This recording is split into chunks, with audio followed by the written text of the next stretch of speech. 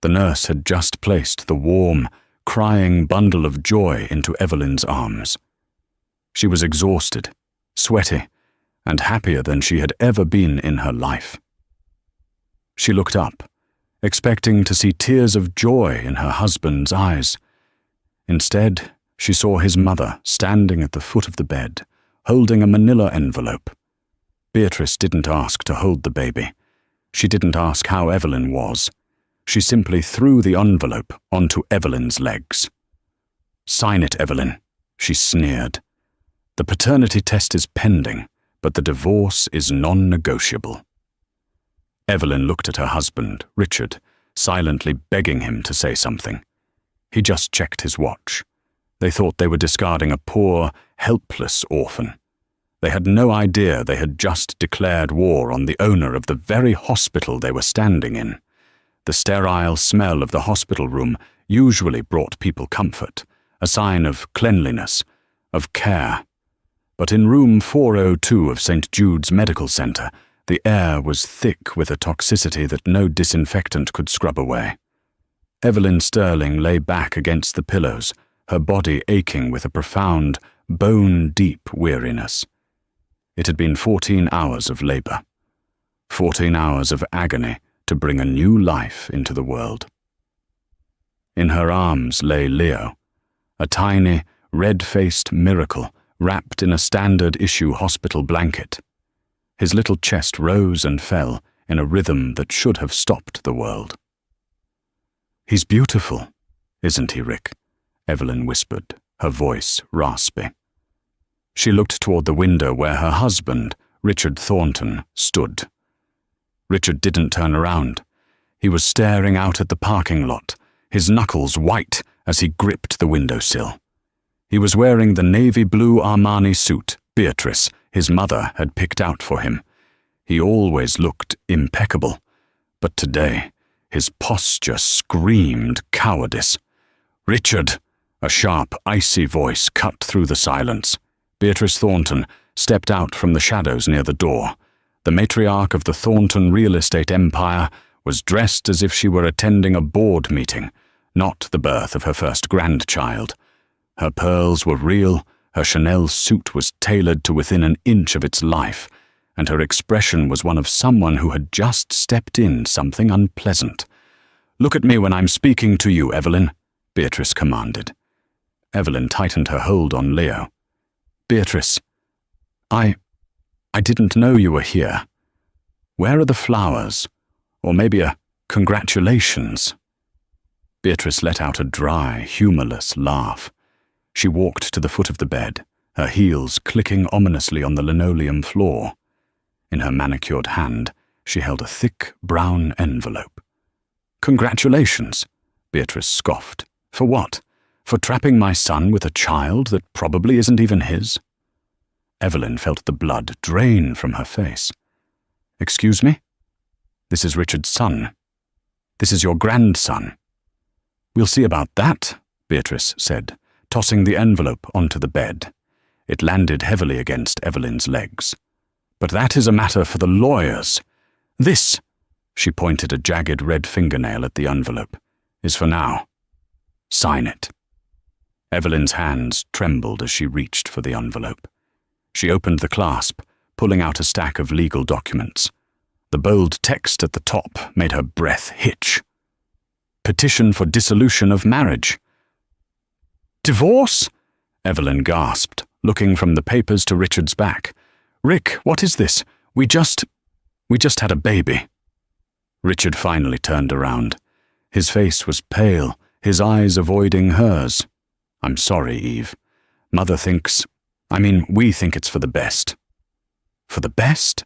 Evelyn's voice rose, cracking with emotion. "I just gave birth an hour ago. You held my hand while I was pushing. You told me you loved me." "That was the adrenaline talking," Beatrice interrupted, stepping between them. "Let's be realistic, Evelyn. You were a barista when Richard found you. You have no pedigree, no family name. You were a fun little rebellion for him, a phase. But now that there is a child involved, we cannot have the Thornton bloodline tainted by your mediocrity. Mediocrity? Evelyn stared at them. A strange heat began to rise in her chest, replacing the shock. I have supported Richard for 2 years. I organized his schedule. I proofread his proposals. I cooked his meals. I made him look competent. And you were paid with a roof over your head and clothes on your back, Beatrice spat. But the ride is over. Richard is engaged to be married to Sophia Kensington next month. The merger between our companies depends on it. Evelyn felt like she had been punched in the gut. Sophia, that venomous socialite? You've been cheating on me? Richard flinched. It's not cheating, Eve. It's business. The Kensington merger will save the company. We're in debt, Eve. Deep debt. You wouldn't understand. You don't know how money works. Evelyn almost laughed. The irony was so sharp it could cut glass. She looked down at little Leo, who was sleeping soundly, unaware that his father was selling them out for a merger. So that's it? Evelyn whispered, her voice dangerously calm. I signed this. And you just discard us? You sign it, Beatrice hissed, leaning in close, the smell of expensive, cloying perfume filling Evelyn's nose. And we give you a check for $10,000. Enough to get a trailer somewhere in the Midwest and disappear. If you refuse, we will use our legal team to prove you are an unfit mother. We will bury you in litigation until you are homeless, and we will take the child anyway. Beatrice pulled a gold Mont Blanc pen from her purse and uncapped it. Sign. Now, before I change my mind about the 10,000. Evelyn looked at Richard one last time. Rick, look at your son. If you let her do this, you will never see him again. I promise you that. Richard looked at the baby. For a second, his mask slipped. He looked pained. But then he looked at his mother, standing there like a general, and his spine collapsed. Just sign it, Eve. Don't make this harder than it has to be. Evelyn closed her eyes. She took a deep breath, inhaling the scent of her newborn. When she opened her eyes, the tears were gone. In their place was a cold, hard steel that Richard had never seen before. Give me the pen, she said quietly. Beatrice smirked triumphantly. Smart girl. Evelyn took the heavy gold pen. She didn't hesitate. She flipped to the signature page and signed her name with a flourish. Evelyn Sterling. There, Evelyn said, handing the papers back. Now get out. We'll be taking the baby for the DNA test now. Beatrice reached out. Touch him, Evelyn said, her voice dropping an octave. And I will scream so loud the police will be here in 3 minutes. You have your papers. You have your divorce. The custody hearing is pending the test, according to your own document. Until then, he stays with me. Get out. Beatrice pulled her hand back, looking slightly unnerved by the sudden shift in Evelyn's demeanor. Fine. Enjoy your few hours with him. Security will escort you out of the building in an hour. Don't expect a ride home. Beatrice turned on her heel and marched out. Richard lingered for a second, looking at Evelyn. I really am sorry, Eve, he mumbled. Save it for the bankruptcy court, Richard, Evelyn replied, staring straight ahead. Richard frowned, confused by the comment, but turned and followed his mother.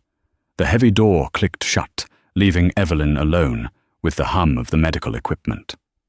Evelyn waited exactly 10 seconds. Then she shifted Leo to her left arm and reached for the cheap, cracked smartphone on the bedside table.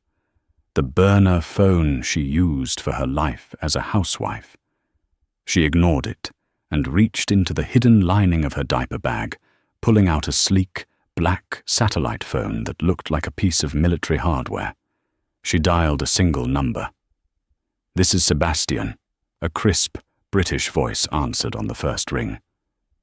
Sebastian, Evelyn said, her voice strong and commanding. Code red. The facade is over. Initiate protocol, Phoenix." There was a pause on the other end, followed by the sound of typing. "Understood, Ma'am. I see your GPS is active at St. Jude's. Congratulations on the birth. Shall I assume the Thornton family was unsatisfactory?" "They handed me divorce papers in the recovery room, Sebastian," Evelyn said dryly. "And they offered me $10,000 to disappear." $10,000? Sebastian sounded genuinely offended. "That wouldn't cover your shoe budget for a week, Mom." "Exactly. Come get me. And Sebastian, bring the rolls, the Phantom. I'm done hiding." An hour later, the rain was coming down in sheets, turning the world outside St. Jude's Hospital into a grey, watery blur. Beatrice had been true to her word. 2 burly hospital security guards were standing by the door of Evelyn's room, tapping their feet impatiently. "Ms. Sterling," one of them said, looking uncomfortable. "Mrs. Thornton gave strict orders. You have to vacate the premises. The room is no longer paid for." Evelyn had dressed in the only clothes she had, a pair of grey sweatpants and an oversized hoodie. She wrapped Leo tightly in the hospital blanket, shielding him from the draft. She stood up, wincing slightly at the pain in her abdomen, but she refused to show weakness. "I'm leaving," Evelyn said coolly. "Don't touch my bag." She walked past them, head held high, carrying her son through the sterile corridors. Nurses whispered as she passed. Beatrice had made a scene at the nurses' station, apparently telling everyone that Evelyn was a surrogate gone rogue who was trying to extort the family. The eyes following her were full of judgment. Let them look, Evelyn thought. They'll be working for me by tomorrow. She pushed through the automatic sliding doors and was hit by a wall of humid, cold air. The rain was relentless. There was no awning at this exit, the service exit Beatrice had instructed security to direct her to. Evelyn stood under the meager shelter of the doorframe, clutching Leo. Across the parking lot, she saw Richard's silver Mercedes speeding away, splashing mud onto the sidewalk. He hadn't even waited to see if she got a taxi. "Pathetic," she muttered. Suddenly, the rhythmic thrum-thrum of a powerful engine cut through the sound of the rain. A collective gasp went up from the few people smoking cigarettes near the entrance. Gliding through the rain like a panther was a Rolls-Royce Phantom, painted in a custom matte black finish. It was a vehicle that screamed power, wealth, and exclusivity. It moved silently, ignoring the ambulance-only lane markings, and pulled up directly in front of Evelyn. The back door didn't open immediately. Instead, the driver's side door opened, and a tall man in an immaculate charcoal suit stepped out. He didn't run, despite the rain. He opened a large, sturdy black umbrella and walked calmly around the car. It was Sebastian Vance. To the world, he was a high-powered corporate attorney. To Evelyn, he was her oldest friend and the chief operating officer of Sterling Global Industries. He stopped in front of Evelyn, bowing his head slightly. "Mum, my apologies for the delay. Traffic on the bridge was dreadful." The security guard who had followed Evelyn out dropped his clipboard. "Hey, you can't park that here." Sebastian turned his head slowly, fixing the guard with a glare that could freeze water. "This hospital is owned by the Sterling Trust, is it not?" Yeah, I think so," the guard stammered. "Then I suggest you step back before I have you reassigned to parking lot duty in Alaska," Sebastian said smoothly. He turned back to Evelyn, his expression softening instantly. "And this must be the young Master Leo." "He's sleeping through the drama," Evelyn said, stepping under the umbrella Sebastian held for her. "A true Sterling, then." Sebastian smiled. He opened the rear suicide door. The interior was a sanctuary of cream leather and starlight roof lining. Evelyn slid into the seat, the comfort almost making her weep after the harsh hospital bed. Sebastian closed the door, shutting out the noise of the rain and the confused world outside. He slid into the driver's seat and looked at her through the rearview mirror. "Where to, Ma'am? The penthouse? The estate in the Hamptons?" Evelyn looked down at the divorce papers she had crumpled into the side pocket of her bag. She smoothed them out. "Take us to the Ritz-Carlton for tonight, Sebastian. I need a hot bath and room service. But first, hand me the tablet. I need to see the financials for Thornton Real Estate." Sebastian handed her a slim glass tablet from the passenger seat. "I took the liberty of pulling them up when you called. It's worse than you thought. They are leveraged to the hilt. Beatrice has been cooking the books to hide a $40 million deficit. The merger with Kensington is their only lifeline." Evelyn scrolled through the numbers, her eyes scanning the data with the speed of a supercomputer. She wasn't Evelyn the barista anymore. She was Evelyn Sterling, the heiress to a tech and energy fortune worth billions, a fortune she had built herself after inheriting a modest sum from her late father. She had gone undercover 2 years ago to experience normal life, to find someone who loved her for her, not her money. She thought she had found that in Richard. She was wrong. "The Kensington merger," Evelyn murmured. "Who is the lead investor financing the Kensington side of the deal?" Sebastian smiled, his eyes twinkling in the mirror. "That would be Vanguard Capital, ma'am." Evelyn stopped scrolling. A slow, dangerous smile spread across her face. "Vanguard Capital? That's one of our shell companies, isn't it?" "It is. We own 51% of the controlling interest in the funding for that merger." Evelyn looked out the window as the Rolls-Royce pulled away from the curb, leaving the confused security guards and the miserable hospital behind. "Sebastian," Evelyn said softly, "freeze the funding." "Ma'am, you heard me. Put a hold on the capital injection for the Kensington-Thornton merger. Cite due diligence concerns regarding leadership stability. If Beatrice wants a war, she's going to get a nuclear winter." "And regarding Mr. Richard?" Sebastian asked as they merged onto the highway. "He wants to marry Sophia for connections?" Evelyn stroked Leo's soft cheek. "Let him try. But first, send the divorce papers to our legal department. I want to countersue. Not for money. I want full custody, and I want to buy the mortgage on the Thornton family estate." "The estate has been in their family for 4 generations, Sebastian noted. "Exactly," Evelyn replied, her eyes flashing.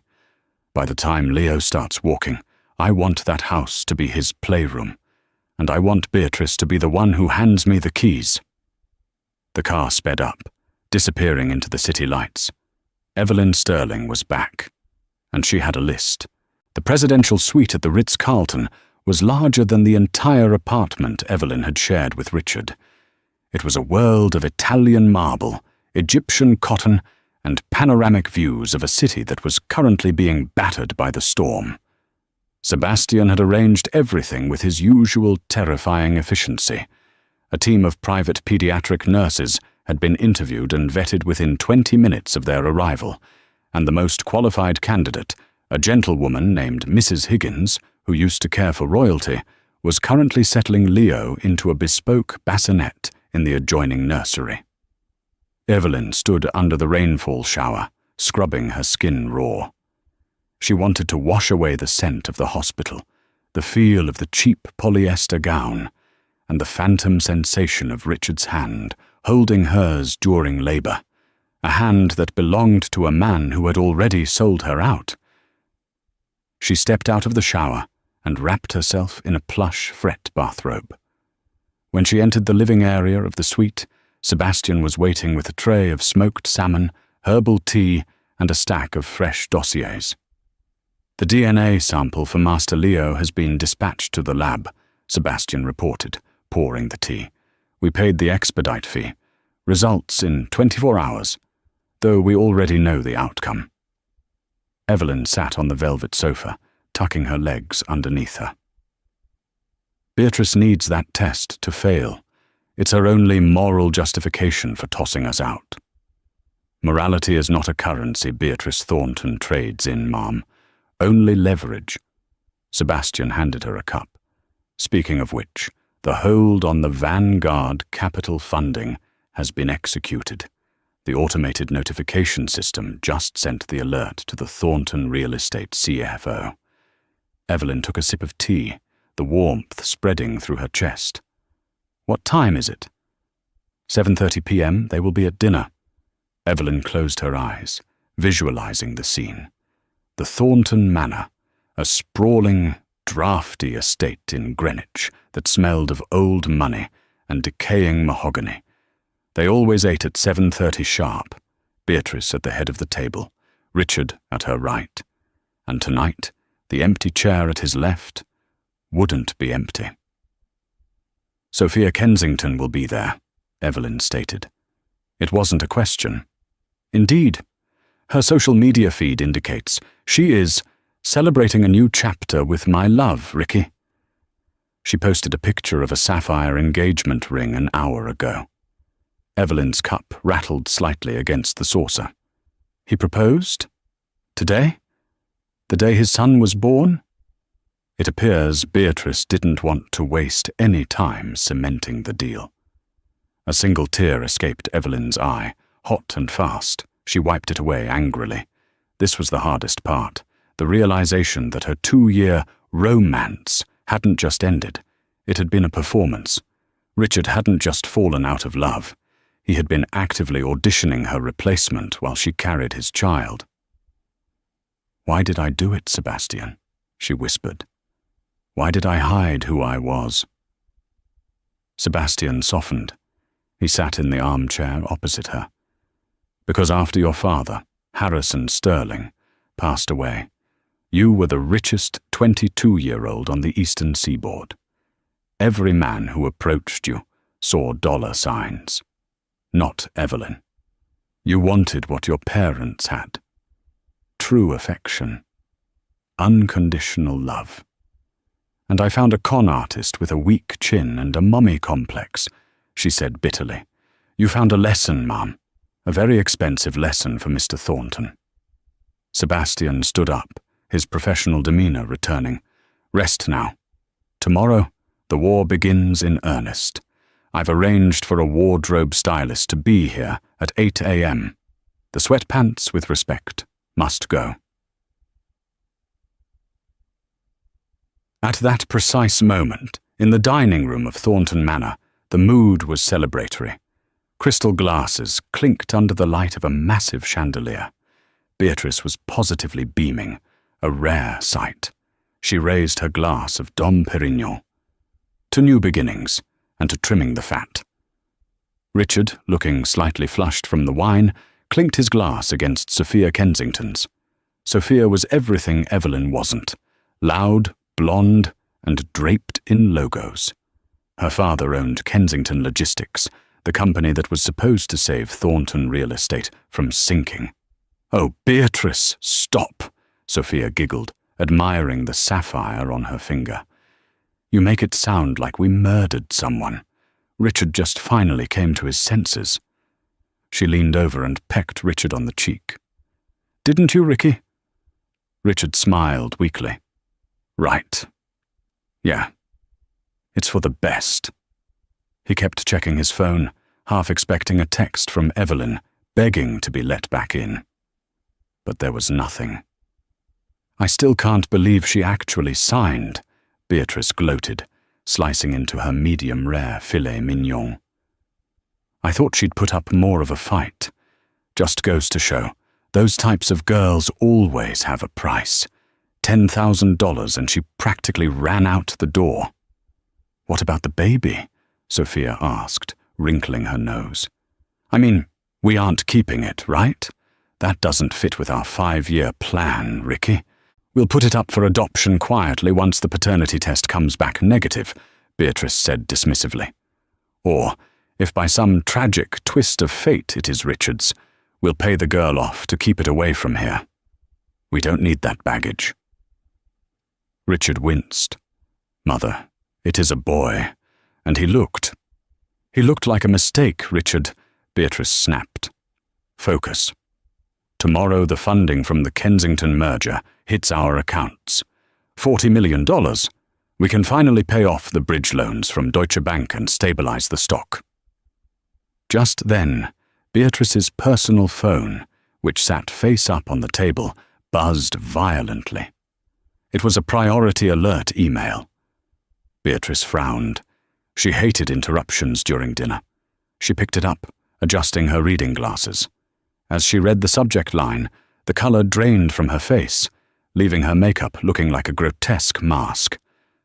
Urgent capital injection. Hold Kensington, Thornton. Merger file. 992. What is it, Mother? Richard asked, sensing the shift in the room's atmosphere. Beatrice's hand shook as she opened the email. It was from the lead financing partner, Vanguard Capital. Dear Mrs. Thornton, due to unforeseen compliance issues and pending due diligence review regarding executive leadership stability at Thornton Real Estate, the scheduled wire transfer of $40,000 has been placed on an indefinite administrative hold. We apologize for the inconvenience. Indefinite administrative hold, Beatrice whispered, her voice barely audible. What? Sophia asked. Hold on what? The money, Beatrice gasped, dropping the phone into her mashed potatoes. The merger money. It didn't go through. Richard stood up so fast his chair fell over. What do you mean it didn't go through? We have payroll on Friday. If that money doesn't hit by tomorrow at noon, the bank calls the loan. We're bankrupt, Mother. It must be a mistake, Beatrice stammered, frantically wiping potato off her phone. A computer glitch. I'll call Carlton at Vanguard. He'll fix it. She dialed the personal number of the VP at Vanguard Capital, a man she had schmoozed for months. It went straight to voicemail. He's not answering. Beatrice looked up, pure terror in her eyes. Well, fix it, Ricky, Sophia demanded, her voice shrill. My daddy isn't signing the final papers until your side of the funding is secure. That was the deal. The celebratory dinner dissolved into chaos. Richard was pacing, Beatrice was hyperventilating, and Sophia was worried about how this would affect her engagement party planning.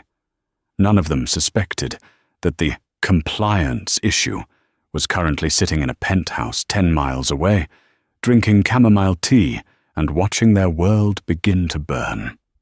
The next morning broke bright and clear, the storm having passed, leaving the city scrubbed clean. Evelyn stood in front of a floor-to-ceiling mirror in her suite. The transformation was startling. The exhausted new mother in sweatpants was gone. In her place stood Evelyn Sterling, CEO. She wore a tailored cream power suit by Alexander McQueen that accentuated her figure while screaming authority. Her hair, usually thrown into a messy bun, was blown out into sleek, glossy waves. Her makeup was flawless, a coat of armor against the world. But it was her eyes that had changed the most. The softness was gone, replaced by a chilling resolve. The car is ready, Mum, Sebastian said, stepping into the room. He held out a new phone, a secure, encrypted device. And your new number is active. Only 5 people on the planet have it. How are the Thorntons this morning? Evelyn asked, taking the phone. Predictably desperate.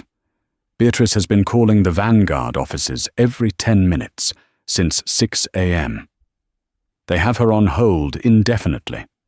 Richard is currently at the Kensington offices, trying to convince Sophia's father that this is just a minor hiccup. And Mr. Kensington's reaction? He's a shark, Ma'am. He smells blood. He told Richard he has 24 hours to show proof of funds, or the deal is dead, and he's suing for breach of contract. Evelyn allowed herself a small, cold smile. Perfect. What's Beatrice's next move? Sebastian pulled up a dossier on his tablet. She's cornered.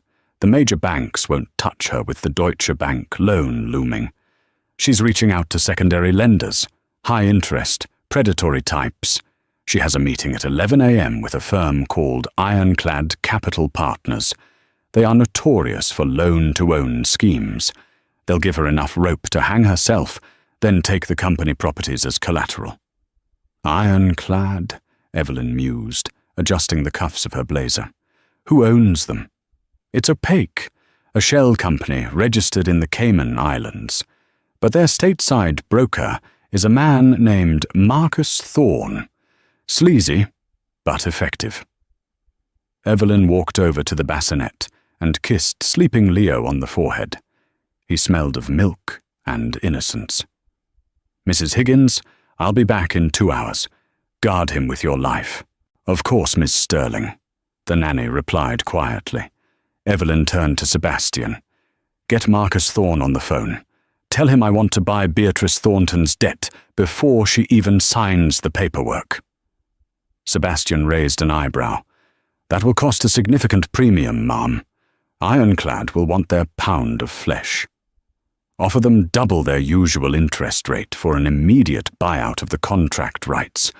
Use the Sterling Private Equity Fund so my name doesn't appear. Evelyn put on oversized sunglasses. I don't want Beatrice to just owe money. I want her to owe me money. I want to own the very ground she's standing on when I pull the rug out. At 11:00 a.m., Beatrice Thornton sat in a plush, overly modern office in Midtown Manhattan, across from Marcus Thorne. Thorne was a man who wore too much hair gel and cologne that smelled like desperation and cheap leather.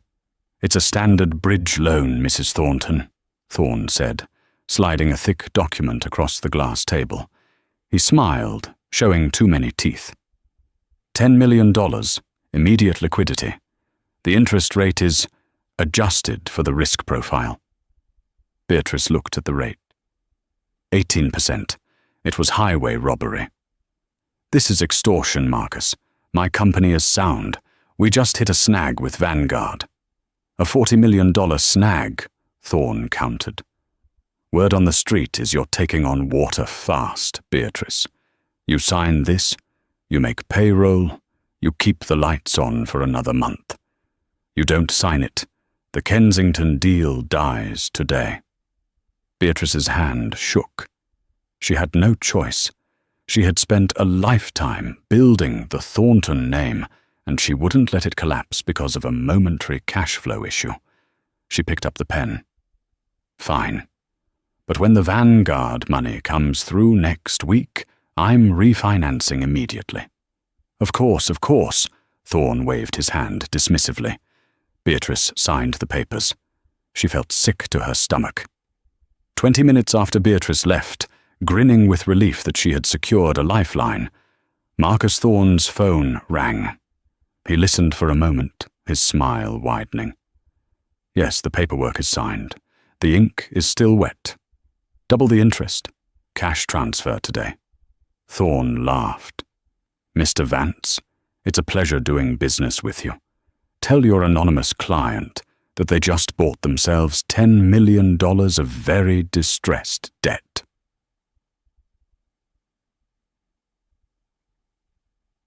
Back at the Thornton Manor that evening, the mood was tense but hopeful.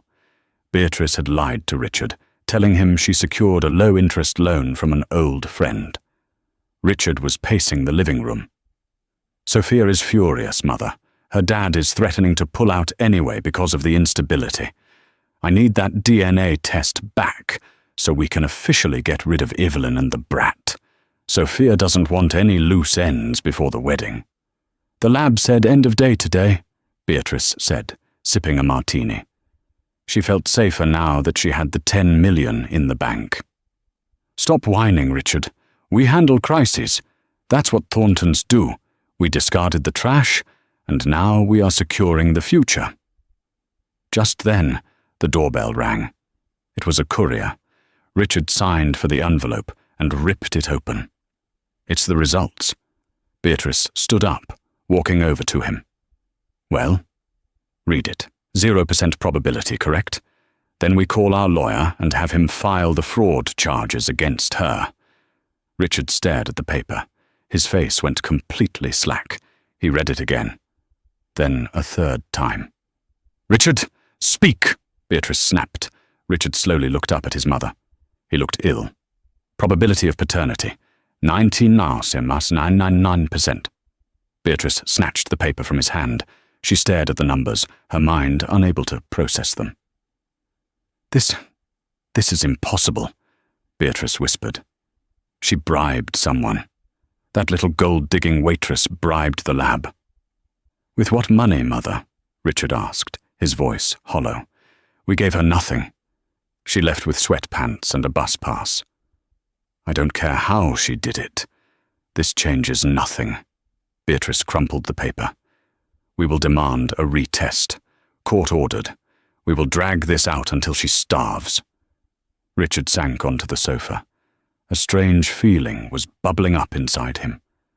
Not love, exactly, but a primal realization that he had a son, a flesh and blood heir, and he had abandoned them in a parking lot in the rain. "Maybe," Richard started weakly, "maybe we shouldn't have been so harsh. If he is a Thornton—" "Don't be an idiot, Richard," Beatrice hissed. "He is half peasant. He is a liability. We stick to the plan.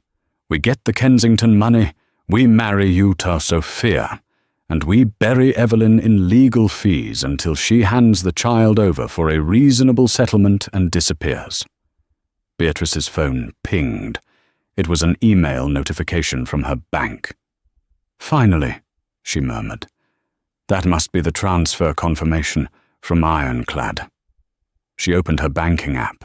Her eyes widened so far they almost split at the corners. A strangled cry escaped her throat.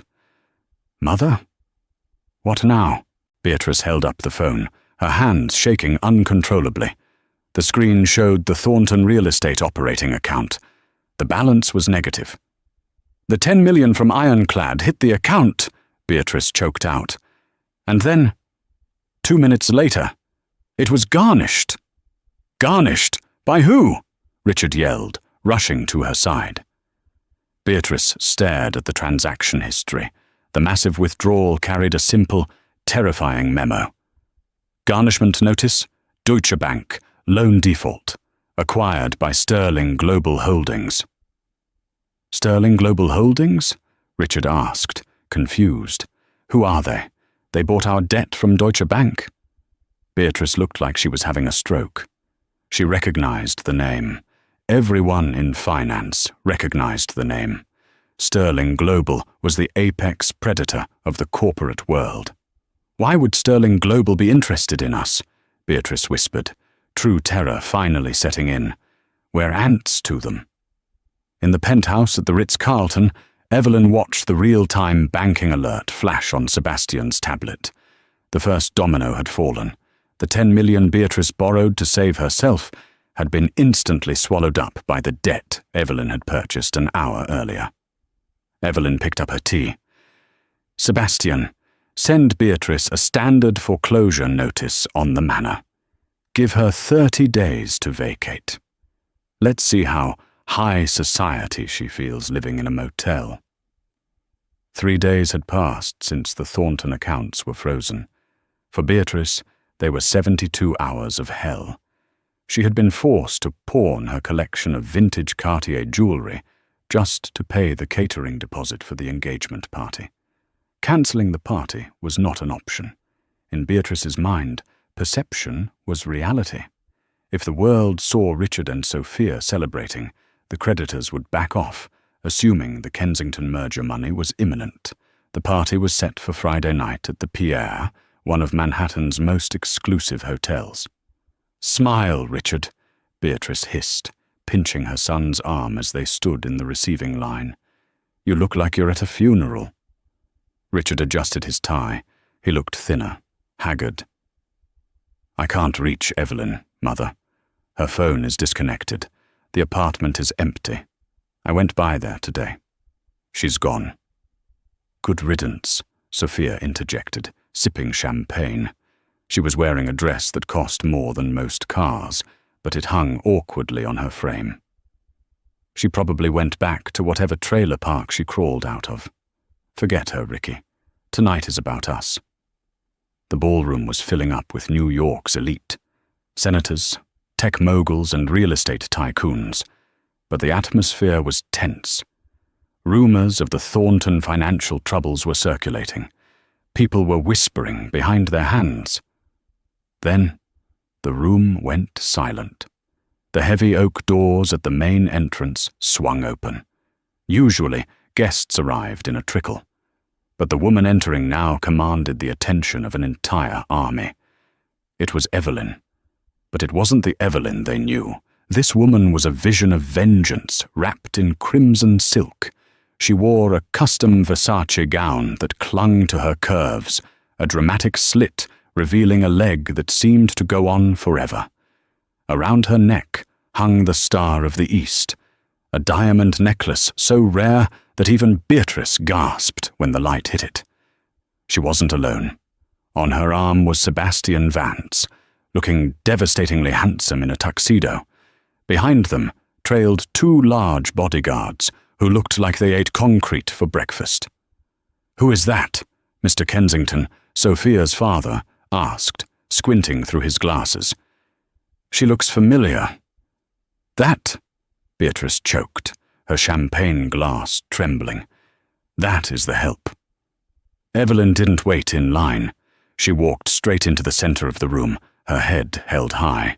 The crowd parted for her like the Red Sea. She wasn't just attending, she was invading. Sophia, fueled by jealousy and too much vodka, marched up to Evelyn. "What are you doing here? Security! Get this trash out of here! She's crashing my party!" The music stopped. The entire room watched. Evelyn looked down at Sophia, an amused smirk playing on her red lips. "Crashing? Hardly. I own the venue." Sophia laughed nervously. "You're delusional. This is the Pierre." "Correct," Evelyn said, her voice smooth and projected perfectly for the room to hear. "And as of this morning, Sterling Global Hospitality acquired the majority stake in the holding company that operates this hotel. Technically, Sophia, you're standing in my living room." A collective gasp rippled through the crowd.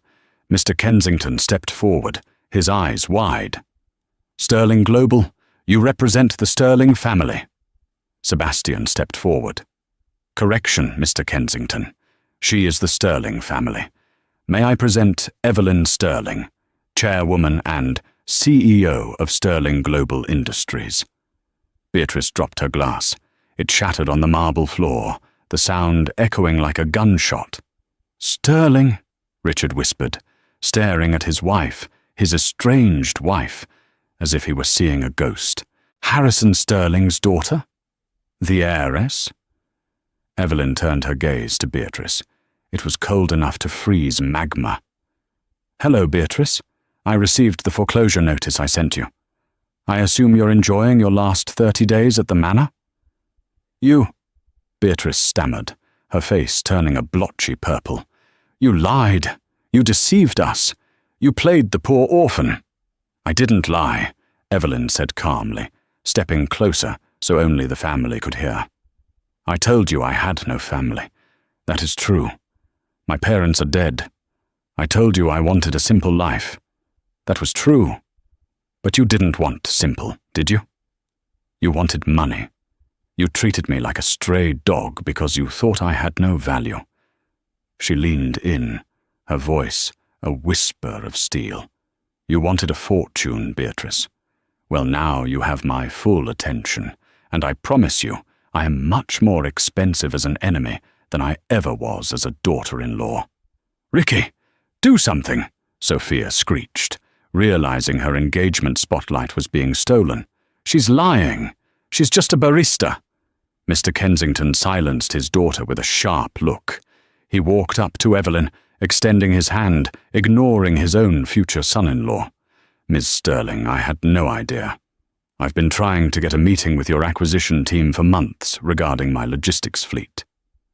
Evelyn took his hand briefly. "We can talk, Mr. Kensington. But I generally don't do business with families who associate with the Thorntons. Their financial hygiene is lacking." Mr. Kensington withdrew his hand as if burned, looking at Richard with disgust. "Is that so?" "Wait." Richard stepped forward, desperation in his eyes. "Eve, please. We can talk about this. We're married. That baby, Leo, he's my son. We're a family." Evelyn laughed. It was a dark, hollow sound. "A family? You stood by and watched your mother hand me divorce papers while I was bleeding in a hospital bed, Richard. You don't get to claim family, now that you know my net worth." She turned to Sebastian. "I'm bored. This party is tacky. Let's go inspect the wine cellar." As Evelyn walked away, the room erupted into whispers. The engagement party was effectively over. Mr. Kensington was already on his phone, presumably cancelling the merger. Beatrice stood amidst the shattered glass of her life, watching the woman she had discarded walk away with everything she had ever coveted. But Beatrice Thornton was a cornered animal. And cornered animals bite. Monday morning brought a grey, drizzling sky to New York City. Inside the family court building, the atmosphere was suffocating. Beatrice had played her final card. Over the weekend, fueled by humiliation and rage, she had filed an emergency ex parte motion for full custody of Leo. Her affidavit claimed that Evelyn was mentally unstable, homeless, and had fraudulently impersonated a person of means to kidnap the child. It was a desperate lie. But Beatrice had hired Arthur Finch, the nastiest, most aggressive divorce attorney in the state. Finch was known as the Shark. He didn't care about the truth. He cared about destroying the opposition. Evelyn sat at the defendant's table. She wasn't wearing the red dress today. She wore a somber, navy blue Chanel suit, looking every bit the concerned mother. Next to her sat not Sebastian, but a woman named Eleanor Vance, Sebastian's sister and the top family law litigator in the country. Richard sat on the other side, looking like a man marching to the gallows. He wouldn't meet Evelyn's eyes.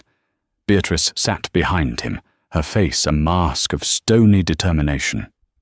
"All rise," the bailiff announced. Judge Loretta Barnes swept in. She was a no-nonsense woman who had seen every lie in the book. She sat down and adjusted her glasses, looking over the mountain of paperwork.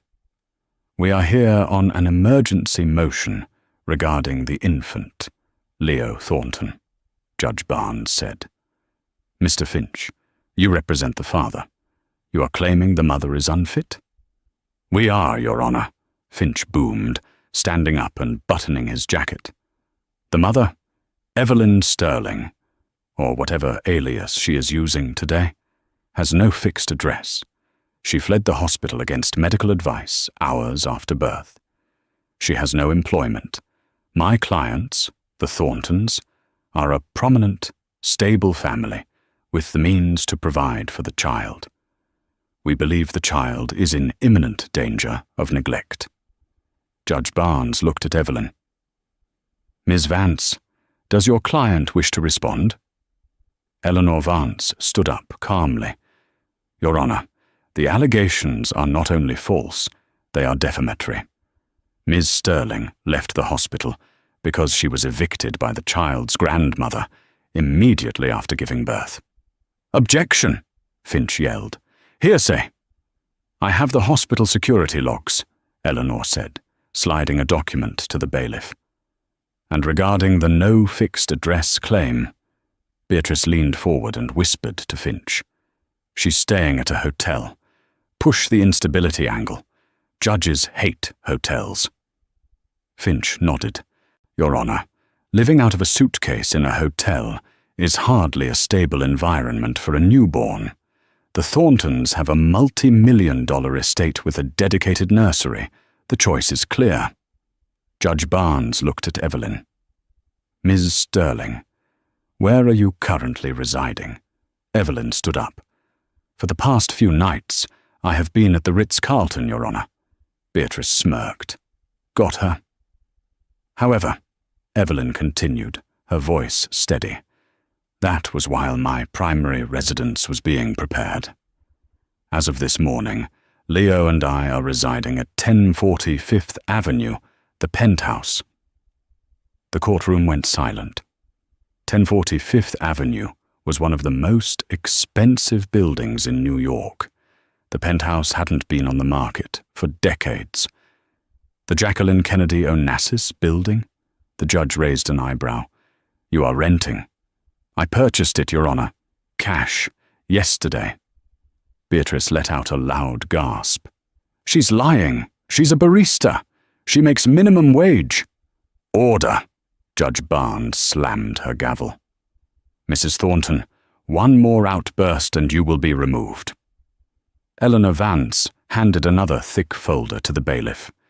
"Your Honor, included in this file is my client's financial affidavit. It includes the deed to the Fifth Avenue property, as well as her bank statements and trust fund verification." Judge Barnes opened the folder. Her eyes scanned the first page, then she stopped. She flipped the page, her eyes widening slightly. She looked up at Evelyn, then back at the paper. "Mr. Finch," Judge Barnes said, her voice strangely quiet. "Have you seen this?" "No, Your Honor. I assume it's a forgery," Finch scoffed. "It is verified by the SEC and the IRS," Judge Barnes said. "According to this, Ms. Sterling's net worth is substantial, in the billions." Finch froze. He looked at Beatrice. Beatrice looked like she was going to vomit. "Billions?" Richard whispered. "Billions with a B?" "Furthermore," Judge Barnes continued, her tone hardening as she looked at the Thorntons, "I see here a copy of a petition for dissolution of marriage presented to Ms. Sterling in the hospital. It offers her $10,000 to waive her rights." The judge took off her glasses and stared at Richard. "Mr. Thornton, you tried to buy off the mother of your child for $10,000? A woman who could buy and sell your entire family 10 times over before breakfast?" I did what my mother said," Richard stammered, sealing his fate. "He admits it," Evelyn said quietly. "He has no backbone, Your Honor, and his mother is vindictive. She tried to separate me from my son because she thought I was poor. Now she wants him because she knows I'm rich. Leo is not a pawn. He is my son." "Ms. Sterling," Judge Barnes said, "I am dismissing the father's motion for custody with prejudice. Furthermore, I am granting you temporary sole legal and physical custody pending a full trial. Mr. Thornton, you may have supervised visitation every other Saturday for 2 hours. Beatrice Thornton is to have no contact with the child whatsoever." "What?" Beatrice shrieked, standing up. "I am his grandmother. You can't do this. This court is corrupt. She bought you off." "Bailiff," Judge Barnes barked, "remove that woman from my courtroom immediately." 2 officers grabbed Beatrice by the arms. She kicked and screamed as she was dragged out, her Chanel suit bunching up, her dignity completely gone. "You'll pay for this, Evelyn," Beatrice screamed as the door swung shut. "You'll pay!" Richard sat alone at the table, his head in his hands. Finch was already packing his briefcase, looking at Richard with disdain. "My retainer just doubled. If you can even afford me." Evelyn walked past Richard on her way out. She stopped for a brief second. "Eve," Richard whispered, tears in his eyes. "I didn't know." "That's the problem, Richard," Evelyn said softly. "You never tried to know me. You only looked at the label. And now, you can't afford the price." She walked out of the courtroom, Eleanor and Sebastian flanking her. The legal battle was won, but the war wasn't over. Beatrice was destroyed publicly and legally, but a woman like that didn't just disappear. She festered. Outside on the courthouse steps, the paparazzi were waiting. Someone had tipped them off about the secret billionaire barista. Flashbulbs exploded as Evelyn put on her sunglasses. "Miss Sterling, is it true you bought the Thornton debt? Miss Sterling, are you suing for full custody?" Evelyn ignored them, moving toward the waiting SUV. But just as she reached the door, a man in a frantic, disheveled suit broke through the press line. It was Marcus Thorne, the predatory lender. "Miss Sterling, please!" Thorne panted, looking terrified. "You need to see this. It's about Beatrice. She's not just broke. She's done something crazy." Sebastian blocked him. "Back off." "No, listen," Thorne yelled, waving a tablet. "She leveraged the life insurance policies. She took out a policy on herself and the baby. Before the birth." Evelyn stopped. She turned slowly. "What did you say?" "She took out a key person insurance policy on the unborn child," Thorne said, shaking. "It pays out $5 million if the child doesn't make it to his first birthday. She used it as collateral for a loan from the muddy side of the tracks. People I don't even deal with." A cold chill, colder than any winter wind, went through Evelyn. Beatrice hadn't just wanted to steal the baby. She had bet against his life to secure a loan. And now that she was broke, humiliated, and banned from seeing him, Beatrice had nothing left to lose. Evelyn looked at Sebastian. "Get in the car, now. We need to increase security details, quadruple them." The war wasn't over. It had just turned deadly. The revelation that Beatrice Thornton had taken out a key person insurance policy on her own grandson, betting on his death to pay her debts, turned the corporate war into a survival thriller. Evelyn retreated to her penthouse fortress at 1040 Fifth Avenue, but safety was an illusion. The intercom buzzed, and a battered Richard stumbled out of the elevator. He was bloody and breathless. "She's coming, Eve," Richard gasped. "She owes loan sharks millions. She hired mercenaries to take Leo. She needs the insurance payout." Before Evelyn could react, the penthouse lights died.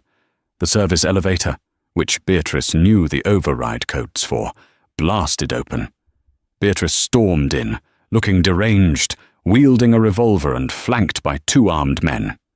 "Hello, family," Beatrice cackled, her eyes wild with desperation. "I created this legacy, and I will not let it die. Give me the boy." "You're insane, mother!" Richard screamed, standing between Beatrice and the nursery door. "He's your grandson." "He is a paycheck," Beatrice shrieked. "I have nothing left. I will not go to prison poor." She raised the gun, aiming at Evelyn. Sebastian, Evelyn's COO, lunged at the mercenaries, disarming one. But Beatrice remained focused. She pulled the hammer back. "No!" Richard roared. Summoning a courage he had never possessed before, Richard launched himself at his mother just as she squeezed the trigger. Bang! The gunshot echoed like a cannon. Richard slumped to the floor, a blooming red stain on his chest. Beatrice dropped the gun, staring at her bleeding son in horror. The realization of what she had done finally broke through her madness. Sirens wailed outside. Sebastian kicked the gun away as SWAT teams flooded the room. They dragged a screaming Beatrice away in handcuffs, her dynasty ending not in glory, but in a cage. 6 months later, the Thornton Manor was unrecognizable, bright, airy, and filled with the scent of white roses. Evelyn sat on the terrace, watching Leo giggle in his walker. "The quarterly reports are excellent," Sebastian said, placing a letter on the table. "And this arrived from Montana." It was from Richard. He had survived the gunshot miraculously, but he hadn't returned to his old life. "Dear Eve, I'm working on a cattle ranch now. Real work. My hands are blistered, but for the first time I feel like a man. I can't be a father to Leo yet. Not until I've built something real to offer him. Tell him his dad saved him. Tell him I'm learning to be brave. Love, Rick." Evelyn smiled, watching her son reach for a butterfly. She had lost a husband, but found her strength. Beatrice was rotting in a cell, Richard was finding his soul, and Evelyn Sterling. She was just getting started. She picked up Leo and whispered, "We're going to change the world, little lion." What a journey. From a cold hospital room where a mother was discarded like trash to the dizzying heights of corporate warfare. And finally, a heart-stopping showdown that proved money can buy a lot of things, but it can't buy redemption. Evelyn proved that true power isn't about wealth. It's about the strength to protect what you love. Beatrice Thornton learned the hard way that when you dig a grave for someone else, you usually fall in yourself. And Richard? Well, he learned that it's never too late to find your backbone, even if you have to lose everything to find it. I want to know what you would have done. If you were Evelyn, would you have forgiven Richard after he took that bullet? Or was the betrayal too deep? And did Beatrice get what she deserved, or did she get off easy? Let me know your thoughts in the comments below. If you enjoyed this roller coaster of a story, please smash that like button. It really helps the channel. Don't forget to subscribe and hit the notification bell so you never miss a new story. I have an even crazier drama coming up next week about a runaway bride and a mafia prince that you do not want to miss. Thanks for watching, and I'll see you in the next one.